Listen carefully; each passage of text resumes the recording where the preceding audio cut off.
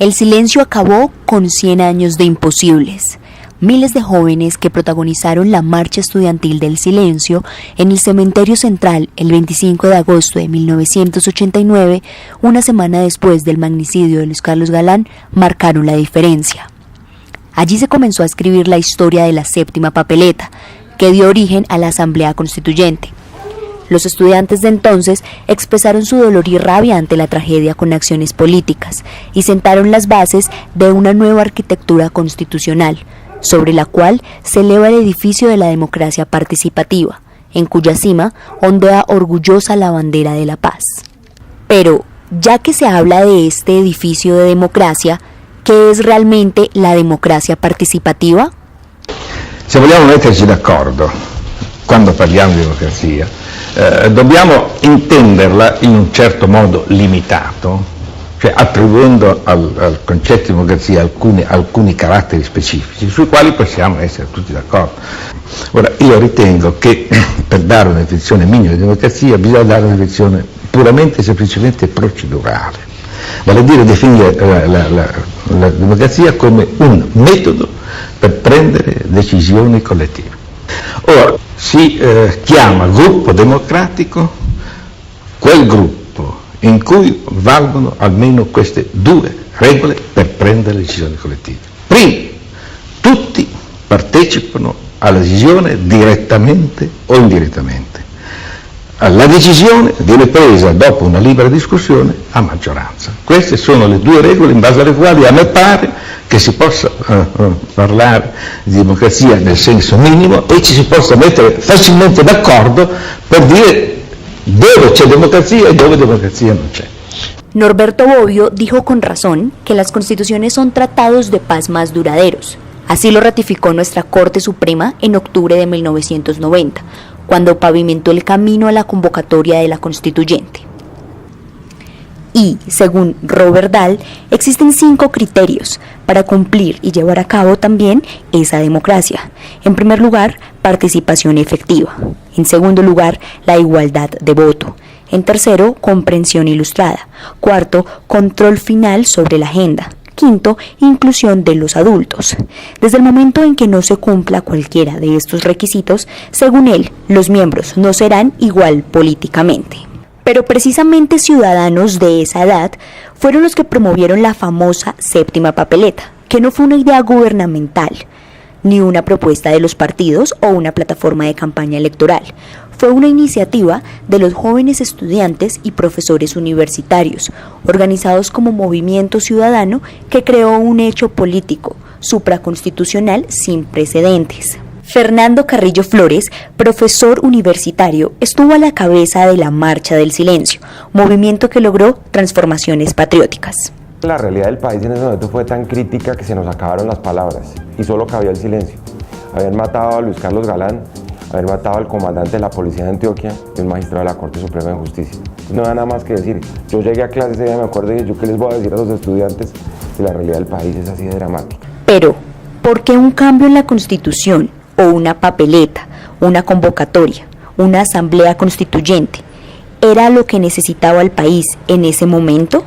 Porque Colombia llevaba 20 años en un sistema totalmente bloqueado desde el punto de vista político que le impedía hacer las reformas necesarias para fortalecer el Estado y crecerlo para agarrarle ese pulso al crimen organizado. Y eso fue lo que logró, entre otros, la Constitución del 91, después de esos hechos tan dramáticos como el magnicidio de Luis Carlos Galán. Pero no se podía dejar a un lado hablar de esas reformas increíbles que tuvo la Constitución, como lo denominó Fernando Carrillo. Yo creo que esta es la Constitución de los derechos.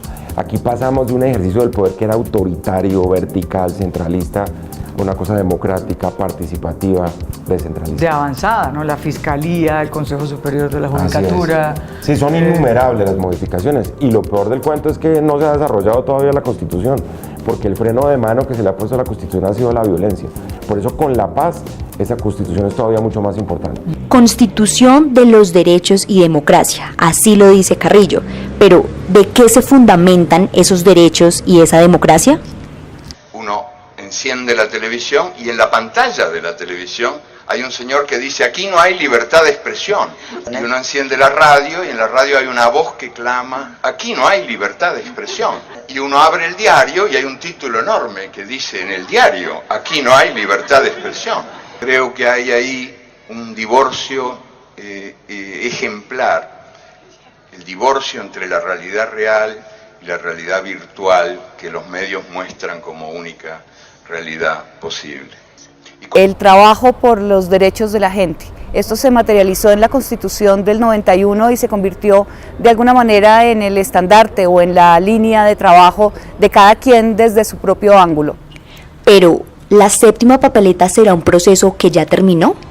Indiscutiblemente, la séptima papeleta definió mi vida, no solamente mi vida profesional, sino también mi vida, lo que soy hoy. Fue un intento, una respuesta por encontrar soluciones a un país que estaba sumido en bombas, en guerra y en donde había una esperanza de paz. Creo que en temas de derechos fundamentales se cambió mucho el país, la tutela, los derechos económicos. Para mí la séptima papeleta hace 25 años fue una reafirmación de que no nos dejaríamos callar por la mafia, de que saldríamos a defender esta democracia a las calles y reformaríamos el país para que fuera una mejor democracia. La inauguración de un momento de la historia de Colombia, que digamos su culmen lo tiene en la Asamblea Nacional Constituyente. La séptima papeleta es un proceso que aún no ha terminado y que la gran oportunidad de terminarlo es con el proceso de paz con las FARC. Entonces lo importante es que hay que seguir soñando, pero también aterrizar que las normas no hacen solamente para que un país cambie. Sin duda, pero el solo hecho de que una iniciativa ciudadana,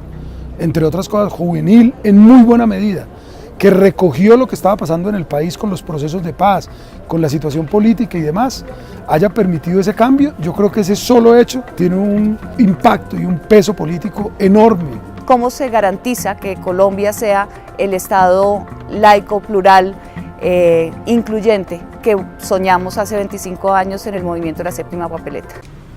Gracias a ese hecho político reconocido por el gobierno del presidente Virgilio Barco, se procedió al conteo formal en el tarjetón electoral el 27 de mayo y posteriormente en el gobierno del presidente Gaviria se convocó y eligió a los 70 constituyentes el 9 de diciembre de 1990. Y es que después de un siglo, los jóvenes dieron vida a una nueva constitución que acabó para siempre con ese mito de que era imposible cambiar la Carta de 1886. Si ahora con la nueva paz, con las guerrillas, logramos fortalecer ese pacto fundacional del 91, seguro que sí vendrá la verdadera generación de la paz. Ese pequeño papelito que cambió la historia contenía todos los sueños de renovación constitucional de una generación de estudiantes, que interpretaba el sentir de una nación hastiada de la violencia. Millones de esos sobres invadieron las urnas, la vieja estructura comenzó a desplomarse y el sueño de cambio tomó forma. Sería el último proceso electoral en el que la papeleta sería equivalente a voto. Lo demás es historia.